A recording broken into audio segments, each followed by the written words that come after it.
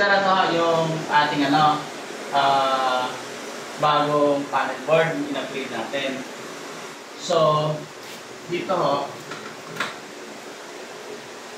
meron na siyang main breaker, contactor ng raw motor, RO, product, interlocking relay, tsaka timer para sa auto flashing. So, lahat ng motor nyo naka-royal board na number 14 tsaka number 12. Yung main yung number 12, naka-rekta na natin doon para hindi na nag-lose. So, yan o. So, may gagawin kayo repair, patayin nyo lang to, pati ho yung power ng mga head, nakasabay na. So, ano lang siya. Okay? So, sara. May bracket na dito sa likod. Kaya hindi ko bigyan gawa. Okay. So, voltmeter, makikita nyo. Ito ba solar na? Solar yan.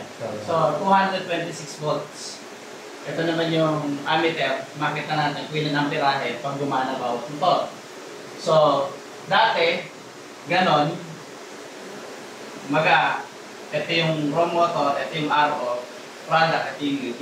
Ngayon, imaginary line na lang. Pag magpa-production kayo, itong dalawa yung partner. Pag magre-refill kayo, itong dalawa yung partner. Okay?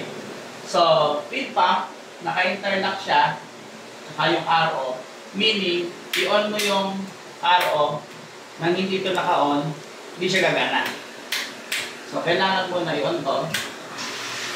So, ito yung tinatawag natin always on, na hindi natin pinapatay, dahil yung backwashing natin, yung sa head, automatic. Pwede natin mamatay. So, pag umanda na yung isang motor nyo, yung feed pump o yung raw pump, 4 amps lang siya ang consume nyo sa amperahe. Stable pa rin, 23, 22 to 24 to 23. Basa lang ng 1 volt. So, kaya na natin siya. Ito yung power out, cut off. So, ganito, pag inuna natin si RO, kahit naka-off yung product, mag-on siya.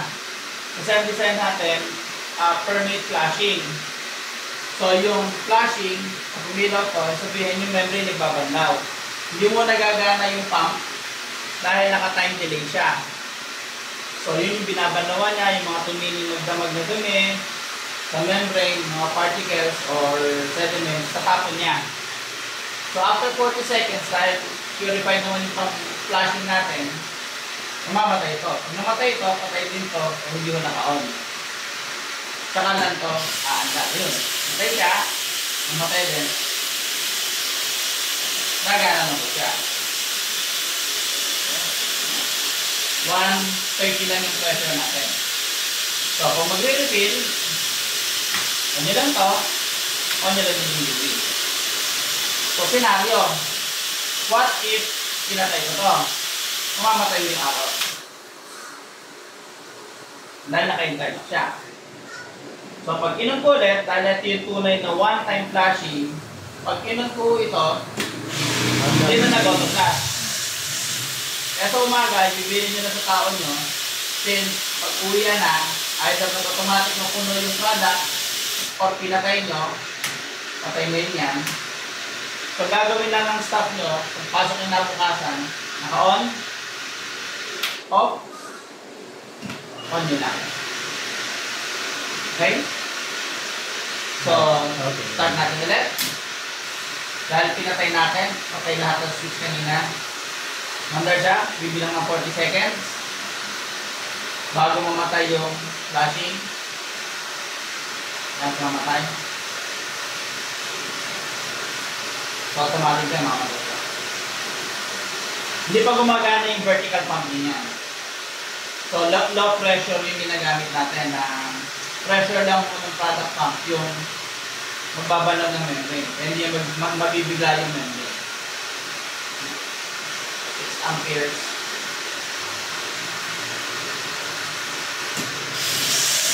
Gano'n siya. So, control sa left, refill na, UV. What if nagpo-production kayo, nawala ng tubig.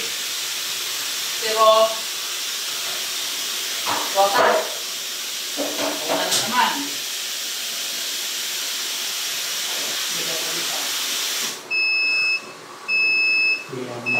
Ano sir yung umiilaw? Ano nakasulat sir? Low level. Raw.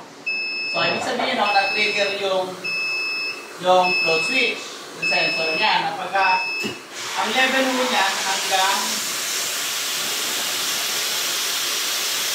yan. Ibig sabihin, pag ito, umabot hanggang bago kasi ganito dapat yan eh. Pag ang tubig mo ay Hanggang doon sa... umabot ng ganyan. Halos doon sa paganon. Para sa engine tanke. Yan. Nag-level siya. So napansin nyo, nung nagkatubig, hindi rin mo siya nag-auto-flash. So talagang one time flashing siya. Magpo-flashing lang siya sa umaga. Ayan. So na-try na ho natin yun. Kapag nawala ng tubig si Rotan, automatic. Automatic. Dalawang motor nyo patay. As interlocking at safety feature niya. So patayin nyo natin ito. Patay ito. So ngayon, gumagana si product. So, sa natin to, konti lang. Patay ba yung bulb natin? Hindi, sige. Hindi. Hindi.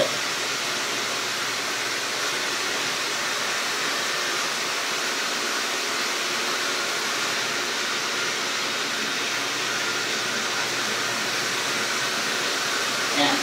Alright. So, what if nag-refill Ako naman dito. kayo? Ako dito, ako Sige. naman gano'n. Nagre-refill kayo.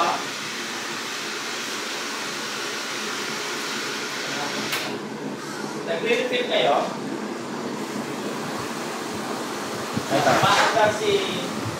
Maandar si Patak pa. Ito, mag-refill ako kunyari. Yan. Hindi, Tapos, nawala ng tubig yung tatatang. Ano ang nakalagay na? Low level product. Yan. Pagka nagkadlaman na siya ulit, ano na siya? Lalaka. switch ba yun? Ito, inactivate ko lang siya. Kumbaga, sinimulate na kunyari, yung palawit niya, umabot hanggang baba. Para natigil siya. So, ngayon, yan, hinal na naman siya. So, Namatay ka na? hindi. So, patay mo muna niya. Kaya pala hindi namamatay yung product.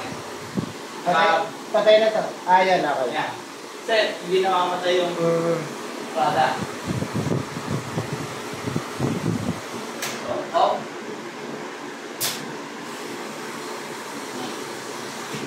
Off mo na. Off the switch. Question sir. Wala siya. Job well done.